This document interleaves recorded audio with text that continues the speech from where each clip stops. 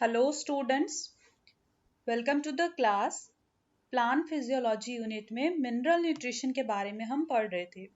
Previous lecture में हमने ये देखा था कि असेंशियल एलिमेंट्स का क्या रोल होता है, ठीक है, मतलब किस किस फंक्शंस में, मेटाबॉलिज्म में कैसे कैसे कौन सा एलिमेंट किस चीज में हेल्प करता है, तो वो हमने पढ़ा था, हर एलिमेंट का पर्टिकुलर रोल। तो आज हम पढ़ेंगे मिनरल डेफिशिएंसी सिम्टम। जैसे कि अगर एक एलिमेंट एब्सेंट है प्लांट के अंदर, उस एलिमेंट की डेफिशिएंसी है उस प्लांट के अंदर, तो फिर क्या सिम्टम्स शो होते हैं उसके बारे में पढ़ेंगे। देखो, एक होता है क्रिटिकल कंसंट्रेशन, एक टर्म है।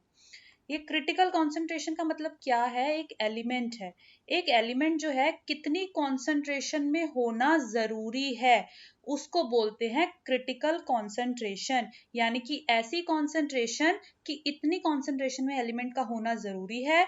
अगर प्लांट जो है इस क्रिटिकल कंसंट्रेशन से कम कंसंट्रेशन में प्रेजेंट होगा वो एलिमेंट, तो फिर प्लांट की ग्रोथ रिटार्ड हो जाएगी। यानी कि एक एलिमेंट की एक पर्टिकुलर जो है क्रिटिकल कंसंट्रेशन होती है कि इतनी कंसंट्रेशन में उस एलिमेंट का होना जरूरी है। अगर वो एलिमेंट इस कंसंट्रेशन से कम कंसंट्रेशन में प्रेजेंट होगा तो प्लांट की ग्रोथ रुक जाएगी, रिटार्ड हो जाएगी। अगर वो एलिमेंट इस क्रिटिकल कंसंट्रेशन से कम कंसंट्रेशन में प्रेजेंट होता है तो हम कहते हैं कि जो वो एलिमेंट है it is said to be deficient, यानी कि उस एलिमेंट की डेफिशिएंसी है।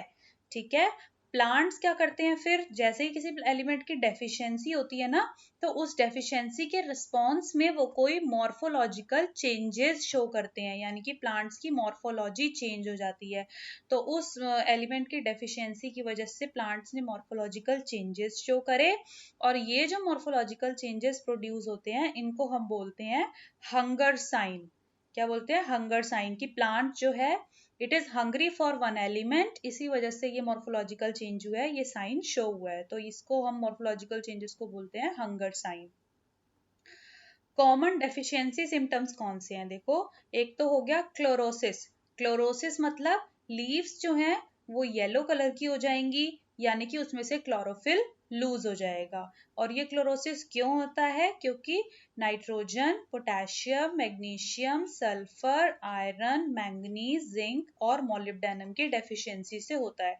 देखो स्टूडेंट्स, इसके लिए आपको एक कोड वर्ड याद कर सकते हैं जब आपको एलिमेंट्स याद करने हैं। जैसे पर्टिकुलरली अब आपको याद करना है कि क्लोरोसिस के लिए कौन कौन से एलिमेंट्स रिस्पॉन्सिबल हैं, तो आप इसके लिए एक कोड वर्ड बना लीजिए कि ये वाले एलिमेंट्स रिस्पॉन्सिबल हैं। ठीक है, तो ये हो गया क्लोरोसिस। उसके बाद आता है नेक्रोसिस। नेक्रोसिस का मतलब ये है कि जो लीफ टिश्यू है उस लीफ टिश्यू में किसी एक मतलब उसकी टिश्यू की डेथ हो गई है। लीफ टिश्यू पर्टिकुलरली, मतलब पूरे प्लांट की बॉडी में कोई भी टिश्यू डेड हो सकता है, लेकिन पर्टिकुलरली जब लीफ टिश्यू डेड हो रहा है तो हम उसको नेक्रोसिस बोल रहे हैं। वो कब होगा? जब कैल्शियम, मैग्नीशियम, कॉपर और पोटेशियम की डेफिशिएंसी होगी। Inhibition of cell division. देखो, सेल डिवीजन इनहिबिट कैसे होती है, सेल डिवीजन कैसे रुक जाती है? ये क्यों रुकती है? क्योंकि नाइट्रोजन, पोटेशियम, सल्फर और मोलिब्डेनम का जो लेवल है ये कम हो जाता है, या फिर ये वाले एलिमेंट्स एब्सेंट हो जाते हैं, जिसकी वजह से सेल डिवीजन इनहिबिट हो जाता है। उसके बाद आया लेट फ्लावरिंग। लेट फ्लावरिंग मतलब कुछ एलिमेंट्स ऐसे होते हैं जैसे कि नाइट्रोजन है, सल्फर है, मोलिब्डेनम है, ये फ्लावरिंग को डिले कर देते हैं अगर इनकी कॉन्सेंट्रेशन जो है कुछ कम है, लो है। तो इनकी कॉन्सेंट्रेशन लो हो गई तो फ्लावरिंग डिले हो गई। ठीक है, अब प्लांट में कुछ ऐसे पार्ट्स होते हैं जो कि डेफिशिएंसी सिम्टम शो करते हैं। कौन से पार्ट में डेफिशिएंसी सिम्टम होगा ये डिपेंड करता है कि जिस एलिमेंट की डेफिशिएंसी की वजह से वो सिम्टम आया है, तो क्या वो एलिमेंट मोबाइल था या इमोबाइल था। मोबाइल मतलब वो एलिमेंट एक प्लेस से दूसरी प्लेस तक मूव कर सकता है, और इमोबाइल मतलब वो एलिमेंट मूव नहीं कर सकता। अब जो एलिमेंट्स तो एक्टिवली मोबिलाइज होते हैं, मतलब बहुत ही एक्टिव तरीके से एक प्लेस से दूसरी प्लेस तक मूव कर सकते हैं प्लांट के अंदर, और फिर वो यंग डेवलपिंग लीव्स तक, टिश्यूज तक पहुंच जाते हैं, तो फिर उस केस में जो डेफिशिएंसी दिखाई देती है, जो सिम्टम्स, डेफिशिएंसी के सिम्टम्स दिखाई देते हैं, वो ओल्डर टिश्यूज में दिखाई देते हैं।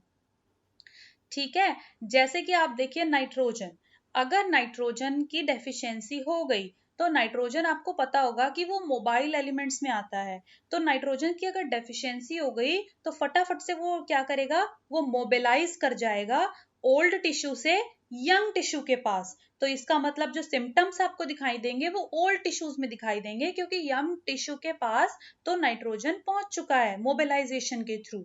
ठीक है। और जब एलिमेंट इमोबाइल है, यानी कि वो एक प्लेस से दूसरी प्लेस तक मूव नहीं कर पा रहा है, they are not transported, old tissue से यंग टिश्यू की तरफ वो ट्रांसपोर्ट नहीं हो पा रहे हैं, तो डेफिशिएंसी सिम्टम्स जो दिखेंगे वो आपको दिखेंगे यंग टिश्यूज के अंदर, क्योंकि ओल्ड टिश्यू में तो वो एलिमेंट प्रेजेंट होंगे। यंग टिश्यू के लिए नहीं बचा, यंग टिश्यू के लिए डेफिशिएंसी हो गई, तो इसीलिए सिम्टम्स यंग टिश्यूज में दिखाई दिए। ठीक है। मोबाइल और इमोबाइल एलिमेंट्स को जरा आप देखिए कि इन कैटेगरी में कौन कौन से एलिमेंट्स आते हैं। मोबाइल एलिमेंट्स की अगर हम बात करें तो उसमें आते हैं नाइट्रोजन, फॉस्फोरस, पोटेशियम, क्लोरीन और मैग्नीशियम। ये आते हैं मोबाइल एलिमेंट्स जो एक्टिवली मोबिलाइज कर जाते हैं यंग टिश्यूज में, जिसकी वजह से जो सिम्टम्स दिखाई देते हैं वो ओल्ड टिश्यू में दिखाई देते हैं।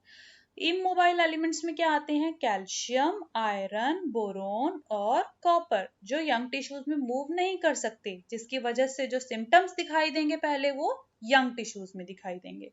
सो होप कि आप लोगों के लिए लेक्चर हेल्पफुल था। डेफिशिएंसी सिम्टम्स आपको समझ में आ गए होंगे, chlorosis, necrosis, inhibition of cell division और लेट फ्लावरिंग। उसको आप लर्न कर लीजिएगा, नोट्स बना लीजिएगा, क्योंकि नोट्स आपके लिए ये मोर देन इनफ हैं जो मैं आपको यहीं पे पीपीटीज के थ्रू देती हूँ। तो वीडियो में जो नोट्स हैं इसको आप नोटबुक में अपनी कॉपी डाउन कर लीजिए, समझ में भी आपको आ गया होगा। सो ऐसे ही आगे हम कंटिन्यू करेंगे और पूरी प्लांट फिजियोलॉजी को कंप्लीट करेंगे कॉन्सेप्ट्स और नोट्स के साथ। Stay tuned with classes, concepts and notes academy by Ayushi. Thank you. We'll see you soon in next class.